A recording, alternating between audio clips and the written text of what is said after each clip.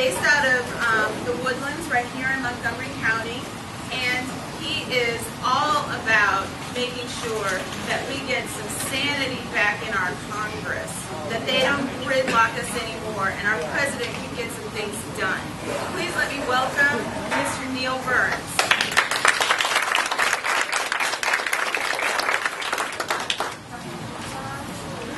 I'm so happy to be with you today here in Madisonville. You know, Paul's got the whole state. I've got 9 counties, and I know how difficult that is. Before I get started, I do want to introduce a few people to you that's with me today. My wife, Stephanie, she's my campaign trainer. Sam Turner, he ran for Congress in North Carolina. He's helping me in my campaign. Don Stewart, who's from Montgomery County, doing all he can to help me. And Bruce Barnes. Bruce is filming back here, and this will be on YouTube in a matter of that. So let me tell you what's happening here, people. All these people are here. They're not getting a dime. They're here volunteering. And they're here because they know what we're up against. Now, I'm going to go in a little bit into the issues and what I stand for. But before I do, I want to just talk to you straight. Because I got into this race because I felt Texans knew when they were getting the wool pulled over their eyes. And I knew that Texans were rebels at heart, and they don't like to be lied to. I started this campaign, and I said, let's restore ethics. Most people don't even understand what I'm saying when I say that. It goes to the heart of the problems in this country right now.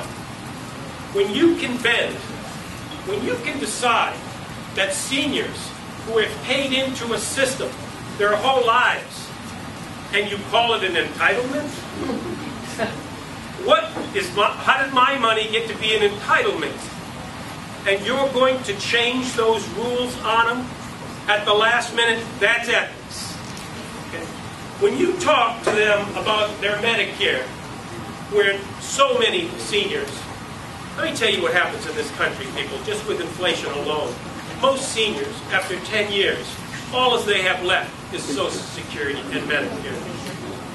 And when you talk, after they've paid their lifetimes into this, that, oh, we're going to parse it out, and those under 55 can go to a voucher, and those over 55 can have it. Those words weren't there last year. They're here now as a softening blow to you, because they would literally put it out as a voucher to you now and go and try to get it from an insurance company who literally has their agenda is on the health of the human being, the more profit I can make. How can you have a for-profit system in medicine when the profit motive is the patient? So I will tell you, I have never seen a more toxic agenda than what the Republicans have on this document. It is so toxic. And I know what they say, that I'm in the reddest county in the reddest state in Montgomery. It doesn't matter to me. What matters to me is that I believe people will finally know what's taking place and will come around. I was with Gilberto Hinojosa last weekend for a dinner in Montgomery County, and we pulled in 250 people, and it was heartwarming that in a red county like that has been carved out by these Republicans to try to maintain this congressional seat for the Republicans. We had a rally of people that came to this event. And they are coming out of the closet. Closet Democrats, I like them called. They don't like to be abused by what I call the brown shirts that are out there. And so they're coming out. Everyone needs to come out and get off their couch. There is no other way. We are the 99%. But that 99% means nothing if we can't register, get them to the polls, and make sure that it counts. Do you know what we could pull off in this election? It would prove that money is not going to dictate our democracy. And it could happen right here in the state of Texas.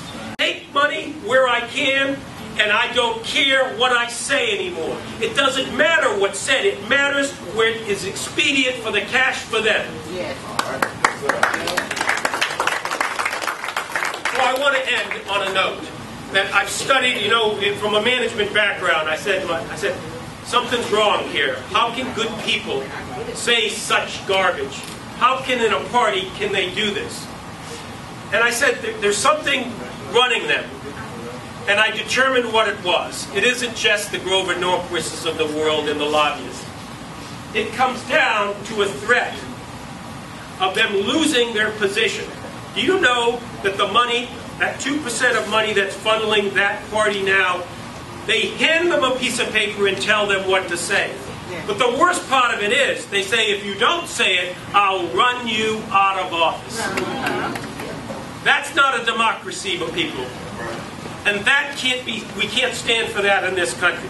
So I've come up with the first thing I would do in Congress is try to pass a bill called the Freedom Act. And what this stands for is fair representation in every election, democracy over money. It's planks. No longer can a lobbyist give money to any candidate if you are a registered lobbyist. It is not going to happen. You don't have any influence in that regard. Super PACs, $2,500 contribution maximum by corporations, individuals, unions, or anyone. No longer can someone buy a vote and buy an election on his millions of dollars. Third, and I get a lot of controversy over this one, and Kevin Brady, he rejected all of this and said Neil Burns isn't for free speech in Washington. And don't listen to him. He wants to, another person that wants to be an insider of Washington and tell Texans what's right and wrong. No. You ask Jack Abrahoff. He was a lobbyist that had 100 congressmen in his back pocket. He got out of jail, got caught, and he said, I found Christ, and I'm here to tell you that it has to change. And he said, those people, I could get any bill I wanted passed simply by making one phone call. This has to end. And the way to end it is we set up a bipartisan committee that they have to go through. Separation of duties in management, we call it. No longer can there be a one-on-one, a congressman with a lobbyist. And you scratch my back and I scratch yours. And we're going to put this in as an earmark. No. There's 5 to 10 people who are going to see exactly what you're going to do, and it's going to be disclosed on C-SPAN. So if you think that they're going to have this power anymore, they won't. And what will happen is, when you take away that incentive and that coercion that they're faced with, look, in a way I sympathize with them. I wouldn't want to be in that party and have to do that. I wouldn't want to have to do something that I knew was wrong simply to keep my job. And I will tell you, I sympathize with Kevin Brady, but nowhere near how I sympathize with the people and the dogma and what he's doing to the people of this country with that kind of a policy. I won't stand for it, and please, I need your votes. I need your family's votes. I need you to get out. We need you to get off the couch. 99% is accurate, but not if we don't vote. We have an historic record in this country and in this state. 52%, 55%. We need 75, 80%. And let me tell you, that money will vanish like the wind. But without it, we're going to be in for something that we probably haven't seen. I haven't witnessed. Some people have been around in the Great Depression. We're going to be in for this. Don't let it happen, people. Please go to the polls and please vote for Neil Burns.